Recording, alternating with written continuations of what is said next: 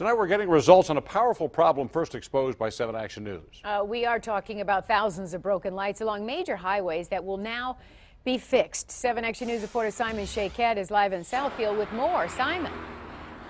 Here along the freeway, drivers have to deal with darkness on a daily basis, but that is all about to change in a big way. For years now, Richard Antuna has been fighting a lonely and impossible battle. As chief electrician for MDOT in Southeast Michigan, he's in charge of repairing thousands of highway lights that are broken and decrepit. 35% of them are out. Miles of highways are dangerously dark. Weeks ago, he revealed the problem was worse than anyone imagined. Putting Band-Aids on repairs. It just is what it is. From the looks of things, you clearly don't have the resources you need. I have 5 electricians. That's right. Antuna has only 5 electricians and a budget of $2.5 million to fix thousands of lights. This while Governor Snyder talks about fixing lights in Detroit. They deserve better lighting. We need to make sure the lights are on. I wish I had 12 more electricians, 12 more bucket trucks, and $12 million, and I could make it happen. I would love to tell you that in 6 months I could change the world, but I can see that that's not going to happen. But while Antuna seemed to have lost hope, his words on 7 Action News were echoing through the highest levels of state government. When you first saw a report, what was your initial reaction? What you're pointing out is exactly spot on. These are things, this is the tip of the iceberg. Kirk Steidel is the director of MDOT. He's Antuna's boss. What you did was highlight the fact that we have an infrastructure problem in this state and the way we fund that infrastructure. Steidel wasn't the only one scrambling for answers in the wake of our report. Now you're responsible for these lights. What are you going to do about it to get the lights back on? For this budget I just proposed, in fact, we put in dollars to help deal with that.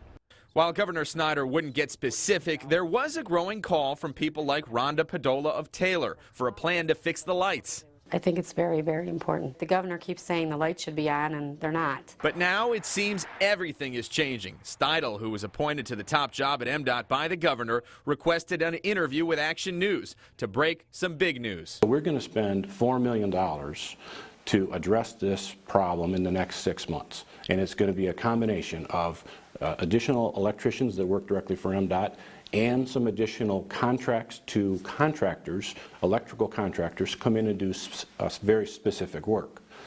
And by the end of this summer, that number will be from 69 back to 80% of the lights that are on. So you're going on record telling us now that by the end of summer, 80% of the lights on highways will be on and functioning correctly. That's our goal.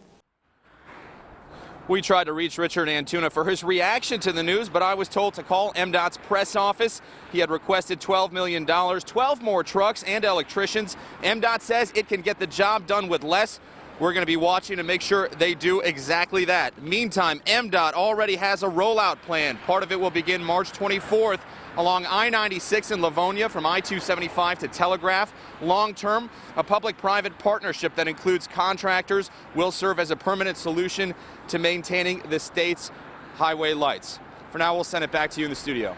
Simon, what about the $40 million the governor promised to devote to maintenance of these lights and the roads? Yeah, that's something we're watching very closely. The funding won't be available until 2015, but when it does become available, we're going to make sure that it's spent right here in Southeast Michigan fixing those lights. All right, Simon, way to hold their feet to the fire. We'll be watching right along with you. Thank you much.